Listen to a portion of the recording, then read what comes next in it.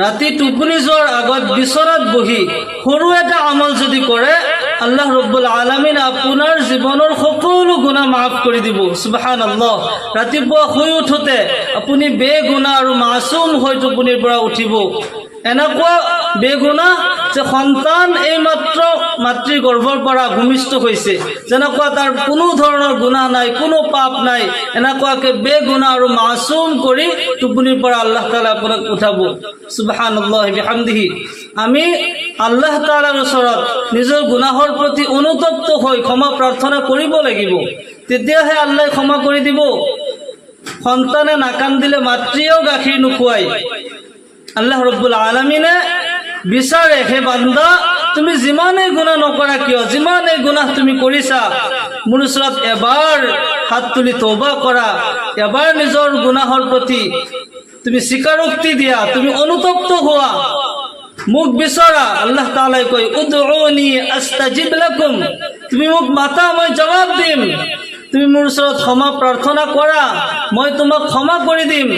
এজন বান্দাই যদি জমিনৰ পৰা আৰম্ভ কৰি আসমানলৈকে গোটেই পৃথিৱী ভৰপূৰ গুনাহ কৰে আৰু এবাৰ আল্লাহৰ ওচৰত হাত তুলি তওবা কৰে আৰু কয়, ইয়া আল্লাহ, মই গুনাহগাৰ, তোমাৰ নাম গফ্ফাৰ, আল্লাহ তুমি মোক ক্ষমা কৰি দিয়া, শয়তানৰ চক্ৰান্তত পৰি মই গুনাহ কৰিলোৱে, ইয়া আল্লাহ তুমি মোক ক্ষমা কৰি দিয়া, আল্লাহ তাআলাই নিশ্চয় ক্ষমা কৰি দিব।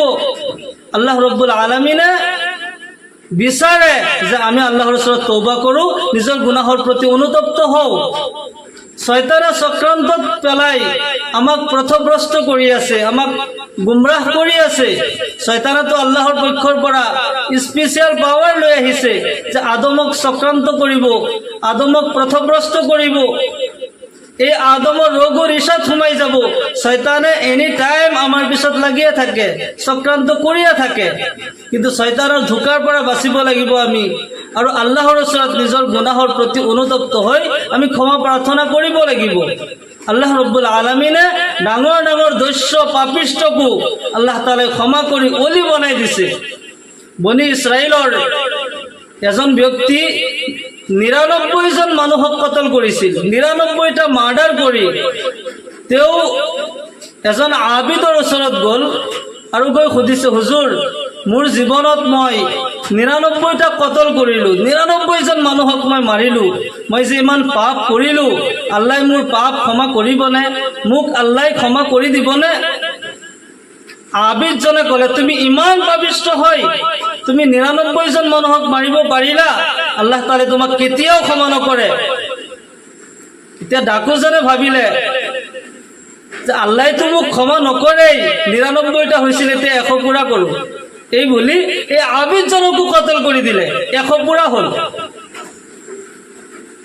আল্লাহ তাআলাই আচলতে তেওঁক হিদায়ত কৰিব লাগে, মনৰ পৰিৱৰ্তন হ'ল। তেওঁ আৰু এজন মানুহৰ ওচৰত গ'ল, সেইজন আলিম হয়, বহুত ডাঙৰ আলিম। সেই আলিমজনৰ ওচৰত যাই তেওঁ সুধি আছে, হুজুৰ, এনেকুৱা কথা, মই ইমান পাপ কৰিছোঁ, ৯৯টা মই কতল কৰিলোঁ, এনেকুৱা কথা, মই বহুত পাপ কৰিছোঁ, মোৰ জীৱনত মই ১০০টা কতল কৰিলোঁ, আল্লাহ মোক ক্ষমা কৰিবনে? আল্লাহ মোক ক্ষমা কৰিবনে? কোৱাৰ লগে লগে আলিমজনে ক'লে, তুমি মাটিৰ পৰা আৰম্ভ কৰি আসমানলৈকে যদি গুনাহ কৰিছা আৰু যদি তুমি তোমাৰ গুনাহৰ প্ৰতি অনুতপ্ত হয় আল্লাহৰ ওচৰত ক্ষমা প্ৰাৰ্থনা কৰা, আল্লাহৰ ওচৰত দোৱা কৰা, আল্লাহ নিশ্চয় ক্ষমা কৰি দিব। তেতিয়া সেই ডাকুজনে এই আলিমজনৰ হাতত ধৰি তওবা পঢ়িলে, আল্লাহৰ ওচৰত তেওঁ হাত তুলি দোৱা কৰিলে। আল্লাহৰ পক্ষৰ পৰা ইলহাম আহিল যে এইজন বান্দাক মই ক্ষমা কৰি দিলোঁ। সুবহানাল্লাহ। আল্লাহ তাআলাই ডাঙৰ ডাঙৰ দস্য আৰু পাপিষ্ঠকো ক্ষমা কৰি দিছে, আপোনাক মোক কিয় ক্ষমা নকৰিব? আল্লাহৰ নবীৰ দিনত এগৰাকী মহিলা জানি আছিল, জিনা কৰা, তেওঁ ইমানেই পাপিষ্ঠ হয়, ইমান নিৰ্দয় হয়, তেওঁ নিজৰ সন্তানক কাটি টুকুৰা টুকুৰা কৰিছে।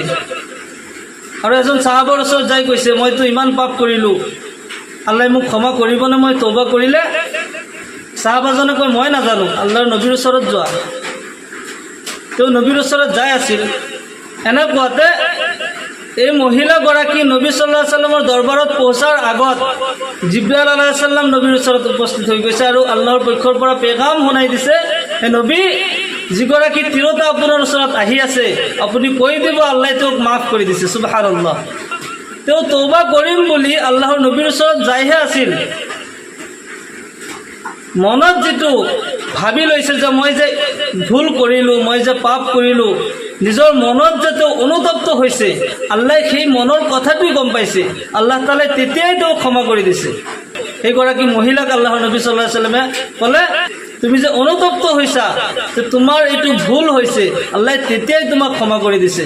আৰু ভৱিষ্যতে এনেকুৱা কোনো ধৰণৰ ভুল নকৰিবা, শয়তানৰ চক্ৰান্তৰ পৰা বাচাৰ চেষ্টা কৰিবা। আমি আল্লাহৰ ওচৰত তৌবা কৰিব লাগিব। বহুত সময়ত আমি জানি নাজানি বহুত ধৰণৰ গুনাহ কৰোঁ। শয়তানে বিভিন্ন ধৰণৰ চক্ৰান্তত পেলাই আমাক গুনাহ কৰায়, আমি পাপ কৰোঁ। কিন্তু আল্লাহৰ ওচৰত এবাৰ যদি নিজৰ গুনাহ স্বীকাৰ কৰি এবাৰ যদি তৌবা কৰোঁ, আল্লাহ তাআলাই একান্ত মনে কৰা তৌবা নিশ্চয় আল্লাহ তাআলাই ক্ষমা কৰি দিয়ে। আল্লাহ রাব্বুল আলামিন কোরআনে কারীমত কয়, ইয়া আইয়ুহাল্লাযীনা আমানু তুবু ইলাল্লাহি তাওবাতান নাসুহা।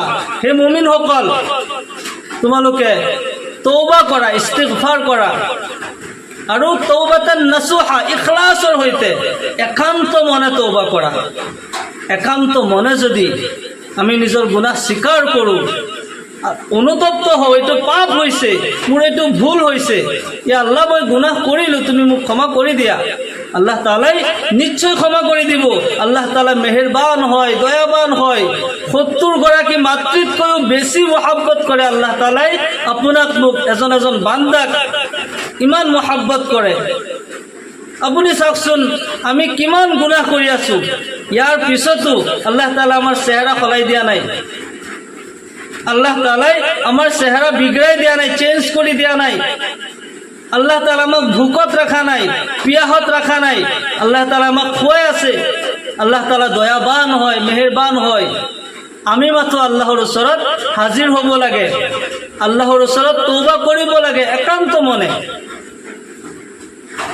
আপুনি যদি ৰাতি টোপনি যোৱাৰ আগত বিচনাত বহি এই আমলটো কৰে, ইখলাছৰ সৈতে এই আমলটো কৰে, আল্লাহ তাআলাই টোপনিৰ পৰা উঠোতে বেগুনাহ আৰু মাছুম কৰি টোপনিৰ পৰা উঠাব।